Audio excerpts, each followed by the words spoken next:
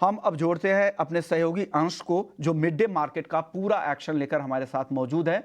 बताइए अंश, क्या डिटेल्स है? जी बिल्कुल। सबसे पहले तो हम शुरुआत करेंगे बेस्ट परफॉर्मिंग सेक्टर से और यहाँ पे निफ्टी एफएमसीजी आज का टॉप सेक्टरल परफॉर्मर नजर आ रहा है। एफएमसीजी इंडेक्स का अगर चार्ट देखें तो खुद ही एक 8 सेशन की कंसोलिडेशन से ब्रेकआउट देता हुआ नजर आ रहा है, तो ओवरऑल सेक्टर यहाँ पे पॉजिटिव नजर आ रहा है। इस लिस्ट में देखें तो सबसे पहले हमें गोदरेज कंज्यूमर नजर आ रहा है, जो कि एक डाउनवर्ड स्लोपिंग रेजिस्टेंस से काफी अच्छा ब्रेकआउट दे चुका है। दूसरा मेरिको नजर आ रहा है, जो कि 10 सेशन की कंसोलिडेशन से ब्रेकआउट दे चुका है। तीसरा यहाँ पे एचयूएल नजर आ रहा है, जिसमें 2-3% की तेजी नजर आ रही है।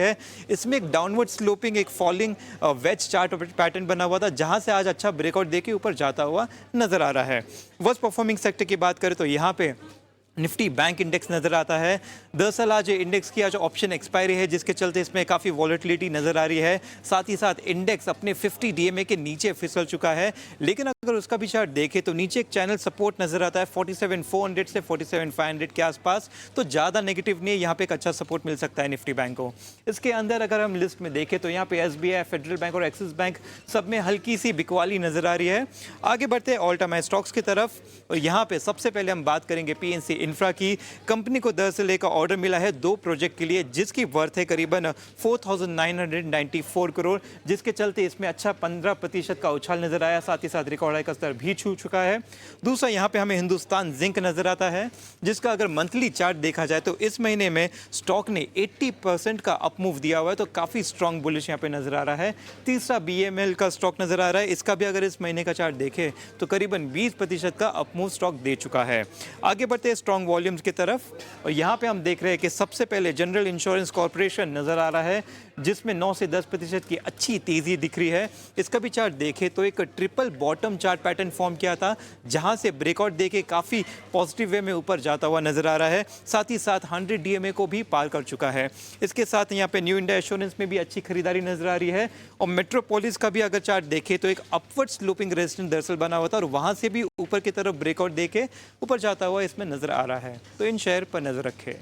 ओके, शुक्रिया अंश पूरी डिटेल्स बताने के लिए कि बाजार में किस तरह का एक्शन दिख रहा है, ब्रॉडर मार्केट का हाल क्या है, कौन से सेक्टर सपोर्ट कर रहे हैं और कहां से यहां पर दबाव दिख रहा है। हमारे साथ अब गिरीश सोनानी है आईआईएफएल सिक्योरिटी से। गिरीश जी, बहुत बहुत शुक्रिया, आपने वक्त निकाला। सबसे पहले इंडेक्स पर एक व्यू दीजिए, क्या लग रहा है बाजार की चाल? निफ्टी हालांकि आज दायरे में ही है, लेकिन बैंक निफ्टी पर दबाव ज्यादा है, अब 400 अंकों से ज्यादा की गिरावट दिख रही है। दोनों इंडेक्स को लेकर क्या कहेंगे आप? देखिए, अगर हम पिछले 4 से 5 दिन का बेसिकली अगर बाजार को देखने की कोशिश करें तो एक रेंज बाउंड के अंदर बाजार रहा है।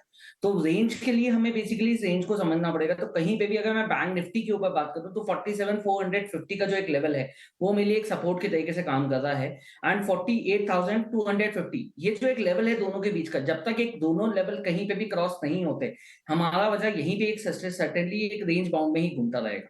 तो निफ्टी रेंज के लिए ये पर्टिकुलरली लेवल्स हमको देखना बहुत इंपॉर्टेंट है। अगर हम निफ्टी के ऊपर बात करें तो सेम टू सेम कहानी निफ्टी के लिए भी है कि 22,400 का लेवल और 22,600 का लेवल, सेम ये 200 पॉइंट्स का जो लेवल है यही कहीं पे भी सस्टेनेबल रहेगा। तो जब तक ये दोनों लेवल्स में से कोई एक लेवल क्रॉस नहीं करता, हमारे लिए थोड़ा सा एक रेंज से बाहर निकलना मुश्किल रहेगा। अपार्ट फ्रॉम दैट हमको ये इवेंट ही क्रॉस हुआ है, तो वो इवेंट को क्रॉस होने के बाद में स्टॉक स्पेसिफिक पे ऊपर ही न्यूज रखनी चाहिए। एंड बिकॉज हमारे रिजल्ट्स काफी अच्छे आ रहे हैं, अगर हम नॉर्मल बात करें अरविंद की जो अभी रिसेंटली लेके आए रिजल्ट्स, जेके टायर्स हो गए, ये सारे रिजल्ट्स अच्छे इन टर्म्स ऑफ बाजार को लेकर भी है, तो स्टॉक स्पेसिफिक पे रहिए तो ज्यादा बेटर रहेगा।